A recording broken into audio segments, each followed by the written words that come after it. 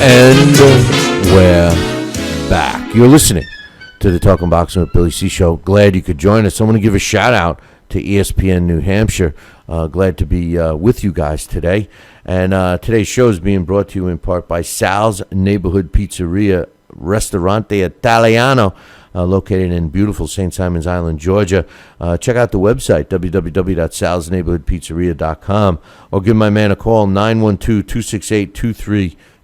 That's 912-268-2328. And speaking of Sal, joining us right now, Rocky Cenicola. What's up, Sal? Billy C, how are you today, buddy? Not too bad, my man. Not too bad. How's things going down south? Things are going great down here. You know, we're still talking about the show we did together just a couple weeks ago for the Mayweather finale. And we're still talking about future shows, but everything's going great down here. We thought we were over a little bit of the hot, relentless summer heat, but I think it came back today with a vengeance. You know, I think we got one last splat of it. Well, at least here. I mean, it got to 36 the other night, so winter's on its way here. And speaking of the Mayweather-Berto fight, the official numbers, or at least the official range of numbers, has been released. They said somewhere between 400 and 550,000 buys. I had predicted between 5 and 6, so I'm pretty much right on.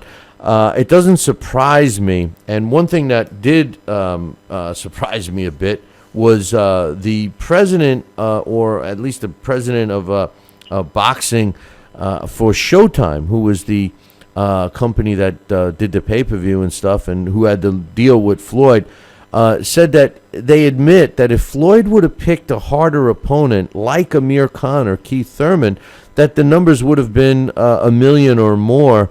What does that tell you, Sal, if an executive that's, you know, with the company that you just finished your deal with, and I'm saying you, meaning Floyd Mayweather, even they acknowledge that the guy took an easy way out? I mean, for a fighter that's pounding on his chest trying to convince the world that he's the best ever, to take a layup and then say it's his last fight, what's your thoughts on that? Well, to say he's the best ever are fighting words. I'll make another comeback to shut that up. But anyway, listen. I think that you know, the whole Mayweather, I guess, reign is due to kind of close and turn a page, and I think that you know, we saw things that were in this fight that just didn't want to draw the crowd. I mean, come on, you were down here for the pizzeria. We tried to draw a crowd in, and after the Pacquiao Mayweather fight, which we had a great crowd, it was just very anticlimactic. And this was a scar for Mayweather's picking his opponent that, you know, didn't turn out to be the Berto that we hoped would put the big offense and create a little bit more of the rising to the occasion scenario. I think he could have picked a couple different tougher opponents, but that's neither hearsay now. And sure, the tougher the confrontation, the tougher the fight, the match, the better likelihood to draw, and the anticipation, and the crowd would have tuned in and wanted to see the fight. But this was almost predictable, because it's the MO of Mayweather, and you called it from the beginning. And I think there were several other fighters that had he had chosen to go into the ring with them, yeah, there would have been a lot better turnout as far as the draw and the allure of possibly seeing a good fight. Well, you know, that's my thoughts. I think that this next fight, I keep talking about these next 3 fights that are coming up. On October 17th, Triple G against David Lemieux. On October 24th, Vladimir Klitschko against Tyson Fury. And then on November 21st, Miguel Cotto against Canelo Alvarez. These 3 fights, I believe, are going to help change the course of what people think about the sport. And I honestly believe, especially on this next one that's coming up, the Triple G David Lemieux fight, because of the nature of the styles of these two fighters, Sal. Both of these guys are come at you. Both of them are kill or be killed. Nobody's going to be, talking about, oh, this is the sweet science. No, these two guys come at you and they want to take your head off. And I think that pay-per-view boxing, and even for, when people make an event out of it, these types of nights, like we did with the Pacquiao-Mayweather fight, and then recently at your place with the Mayweather-Berto fight. I mean, these are events. These are nights that people want to go out. I think you're right. I think that a lot of people decided to stay home for the Mayweather-Berto fight because they knew what they were going to get. It's the same old thing, the boy who cried wolf, and even if it was an exciting fight, as we see today with the numbers, not that many people would have watched it. But I think that these fights coming up, Triple G Lemieux specifically, is going to get that fan base back. Do you think that one fight, which we know is going to be an exciting fight like Triple G Lemieux, do you think that fight could actually basically just carry boxing on its shoulders and get people back into it so much that we have a strong finish of 2015 with these three big cards coming up? Well, you said just that right there, Billy. What we have is almost like a trifecta. We have the pinnacle fights coming up, 3 right in a row. And one can carry the momentum of the allure and the excitement to the next. And that's why we can have a big, big finish in this year with boxing and where it stands on the forefront, and then our population's eyes as far as the credibility of the sport, as far as the anticipation of the excitement and the draw and the actual competitive nature of boxing. And so we are going to look at boxing right here at a very pinnacle turning point time.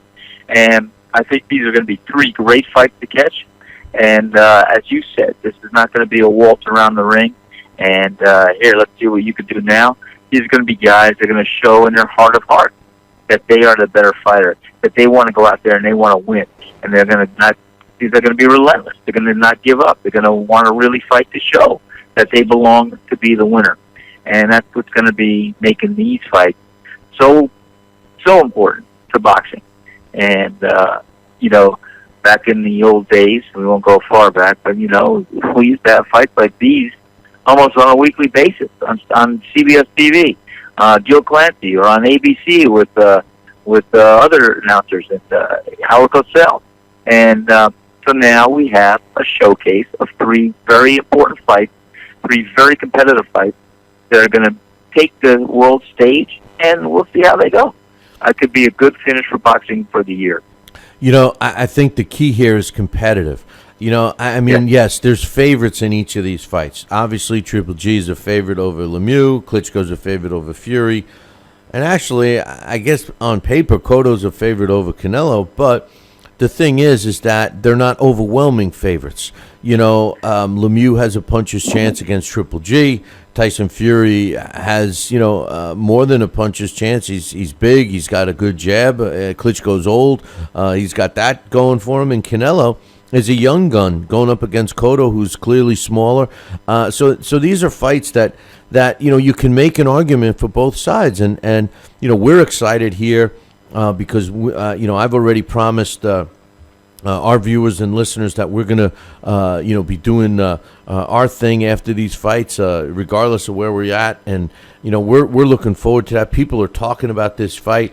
So I think that they can erase, especially this next one coming up, I think it can erase that bad taste that Mayweather-Berto left in everyone's mouth. I really think so, Sal.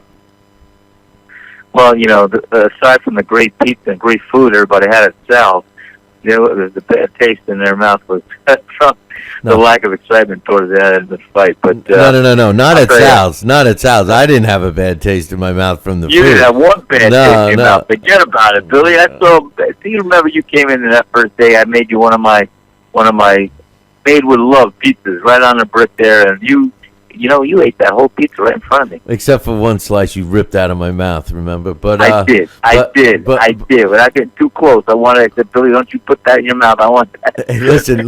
No, listen. I love Max, but you're the man for me for the pizza. But you know what I didn't have? And then I got some questions about some fights this weekend. But you know what I didn't have? I didn't have a famous cannoli, and I brag about. I can't believe I was there for. You didn't have one of my cannolis? No, I after about it. What the heck kind of what was that? I was so full. I don't believe it. I was so full after that pizza the first night, and then I slept. You remember? I hadn't slept, and I couldn't even fit a cannoli. I couldn't fit a cannoli down, and then sitting next to Carl for the rest of the day. I was lucky I got a peanut. But anyway, hey, listen. This weekend we got a fight coming on, and I'm a little uptight about this fight. Deontay Wilder going up against Johann Duhaupas. And here's the thing. It's being billed as a great heavyweight fight on primetime TV, and Deontay Wilder's a champion. He pounds his chest, says everybody's got to come to him and all this stuff. But really, when you look at this fight, Sal, I see a fighter in Deontay Wilder. Now, nothing personal, because I like the guy. He seems like a really nice young man. He's a family guy. He's looking out for the well-being of his family and his future, and I get it, and I respect that. But when he steps in the ring, and pounds his chest and says he's the best ever and everybody's got to come to him, I find it hard to believe that he's even saying that. I can't help but think of WWE wrestling, because, when I look at this guy's resume, he's fought. One guy was a fixed fight. Malik Scott was the only fighter on that resume, aside from Berman Stavern, who he won the title from, that even had any kind of rating. And he's had 2 title defenses against obscure opposition. This guy is rated number 38 in the world that he's fighting on Saturday. What's the story with this? How can a guy, claim he's the best out there and put on these fights that are basically just sparring sessions? And when does the public say, I'm not going to tune in and watch it? I mean, what gives, man? Well, you said a mouthful right there. I mean, who is making these fights? Are the fighters, the favorite fighters, the champions, are they handpicking their opponents? Or are the promoters running out of the pool because it's too shallow to make a good fight happen? That's not the case, because there are more credible fighters that could face Deontay Wilder. And you know what? But here's the other side of the coin. In our era, who is the greatest self-marketing fighter of our generation and maybe the whole world, future? Was Muhammad Ali. He had people on both sides of the fence. You either loved him, you either hated him. But guess what? Everybody wanted to see him fight, and they wanted to see him back up what he had to say. I don't know if Deontay Wilder took a little handbook and a little instruction chapter from Muhammad Ali, but who knows? Maybe he understands. He's got to sell tickets. Maybe he understands. Any leader in the world can't be friend to all and foe to none. You've got to appease both sides of the coin to try to give them what you want to do to have them buy the tickets to come see you fight, which is going to put money in everyone's pocket. So, is there a method to any of these guys' madness? I don't really think so, because I don't know if they're thinking that far ahead. But I got to give him the benefit of doubt until he does face the kind of competition that he is going to be tested. Let him pound his chest. Let me see what he could do. I think he's going to run over Duhaupas. I saw their fights, and I wasn't impressed that much with what he does, both of them. But go ahead, you tell me, and I'll take your pitch. Here's the deal. He'll take the pitch. I mean, you'll take the swing at the softball that's going to go up to you. I see what it's about. That's funny. But listen, that's funny, brother. But listen, here's the thing. Muhammad Ali, no doubt, was probably the guy we should blame for all of this. I'm going to do this, I'm going to do that crap that we hear from fighters today. But here's the big difference, Sal.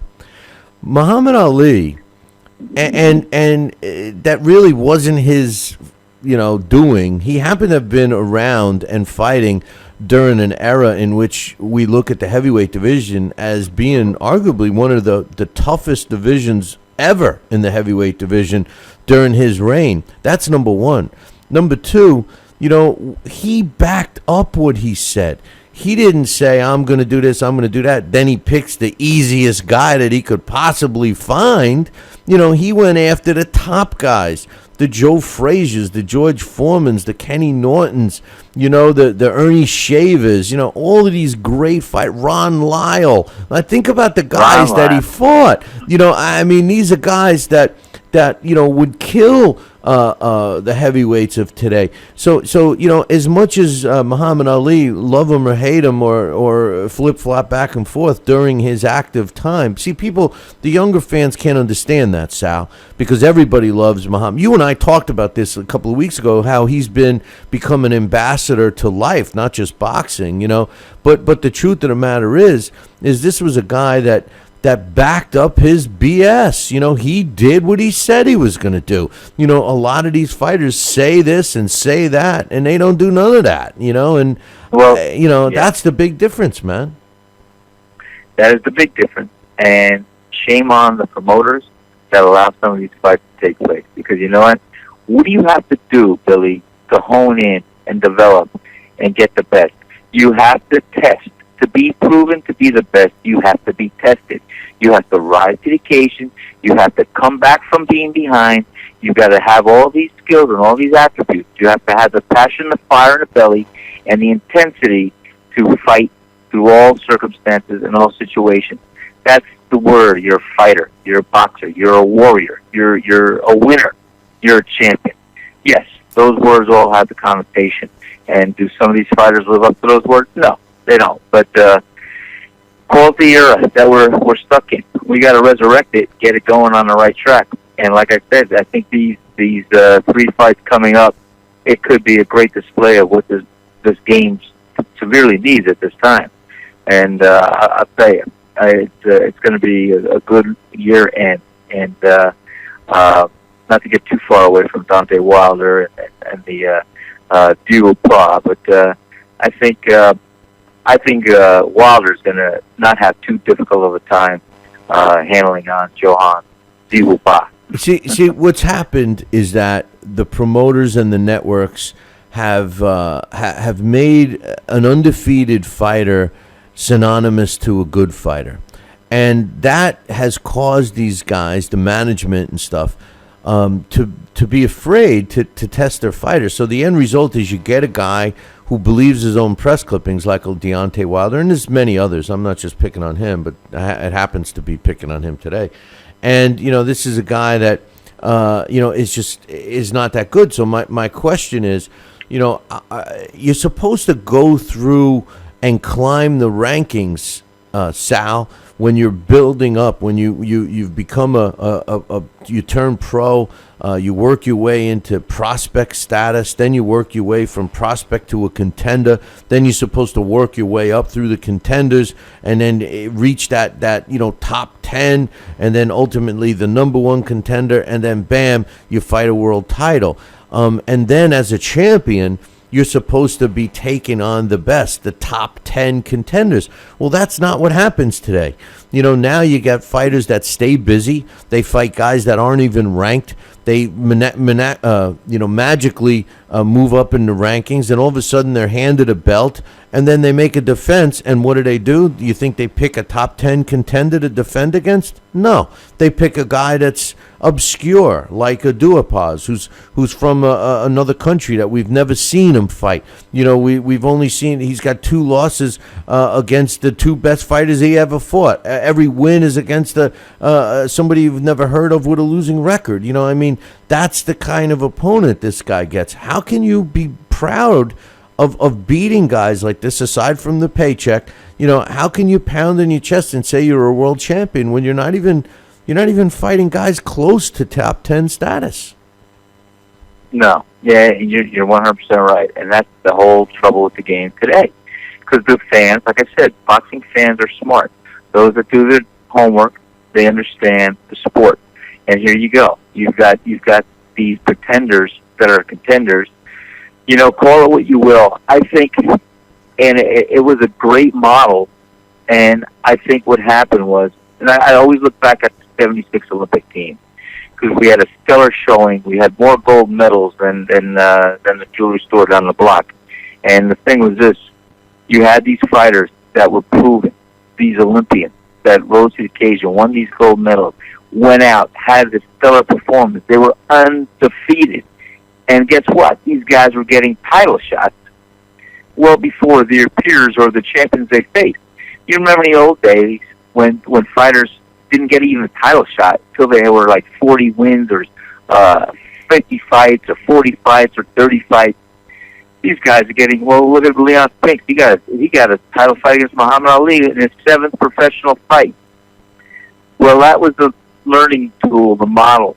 And a lot of these managers today, they're going to get a prospect. They're going to get a contender. They're going to get somebody they can bank on a little bit.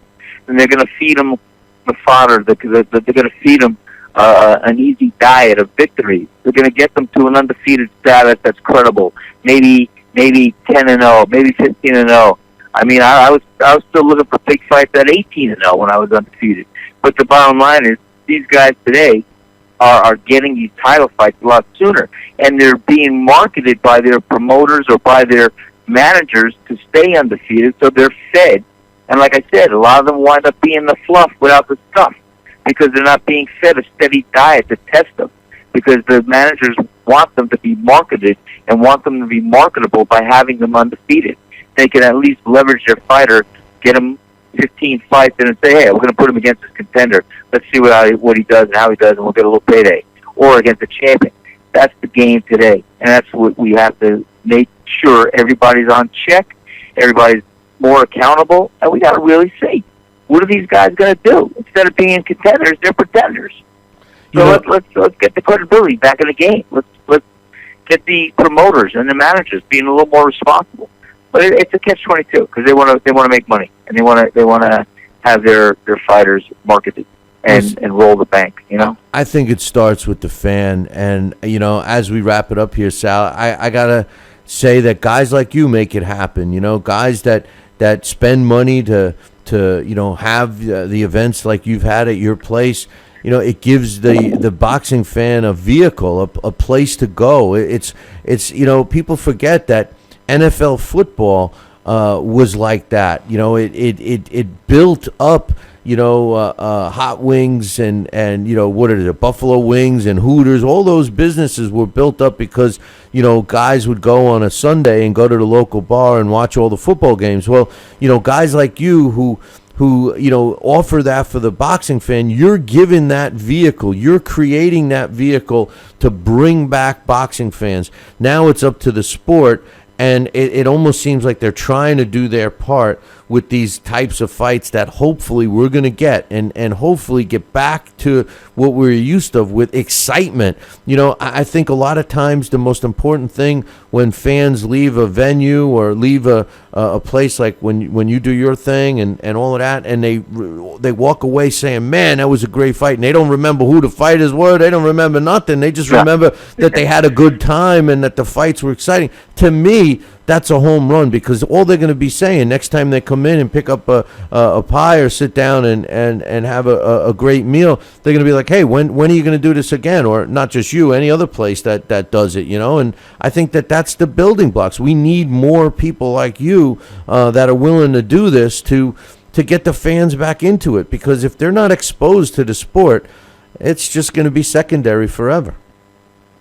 Well, you're right, Billy, and we're gonna have more fights, and I'm gonna do everything I can in my realm and of creating that love and the passion back for boxing and the fans to be satisfied. And you're right, it's the emotional recall that people will have when they have that experience of a good time, of a competitive fight, and that's what we need to see, for the people to reach that emotional state where they say, "Wow, that was special."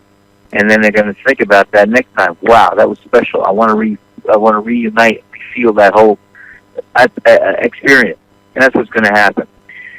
I don't think it's going to happen this weekend with Deontay Wilder and Duhaupas. No, it's not. But you know what? We got 3 big fight cards. At least 2 of them are going to be available here in the U.S. And we got the one coming up, like I keep talking about, Triple G Lemieux. I think that's going to set the stage. We're going to be treated to a big heavyweight fight that we're going to be able to watch. That's with the Tyson Fury, Vladimir Klitschko, and then close the year out just before Thanksgiving with Cotto Canelo. I don't know, man. We're on the edge. We're on the edge of really setting a foundation to kick off 2016 with a bang, and we got a lot of good things on the horizon for 2016. So I'm excited. I'm looking forward to this next big fight, and like you, I'm going to try to stay awake for the Deontay Wilder Duhaupas fight this weekend. Yeah, you have any predictions for that fight, Billy? No. I mean, I don't even think. I mean, what am I supposed to do? Listen, it's not going to be a fight. I mean, Wilder's going to win the fight. He's going to knock him out. He's going to jump up. He's going to knock him out, and he's going to jump up on the rope, and he's going to pound his chest, and he's going to say he's the best, and he's going to love Alabama, and blah blah blah. You don't even have to watch it. We could just talk about what I just said next week, because that's what's going to happen. Well, I'm sure it is. I could almost bet on that too, right there. Wilder will knock this guy out, and he'll make him a French fry. Anyway, that's it, man. Well, listen, I look forward to chatting with you next week, my man. Billy, thank you so much again for the opportunity, and I'm hoping, Billy, we could put something together, because I'd like to get one of those three of the trifecta fights to reoccur and have it out of Sal. So. We'll definitely tighten that up and see what we could do. I know we got holidays coming, things like that already, but I'm going to talk to you, and we'll see what kind of strategy we could probably unleash and get one of those three in there. But I want to thank you and your loyal fans again for a great time. It always goes so fast, and I look forward to speaking to you soon, my friend. All right, brother. I'll talk to you soon. You take care. Ciao. Bye-bye, everybody. That's my man, Sal Rocky Cenicola. And hopefully we'll be doing a live event for the Triple G Lemieux fight. I think that's the big fight. But either way, you guys know that we're going to be doing a post-fight show, whether we're at Sal's or whether we're here or whether we're someplace else. Immediately following the Triple G David Lemieux fight, you could tune it in on BillyCBoxing.com, on the YouTube /Talkin Boxing and LDL TV to catch our post-fight show.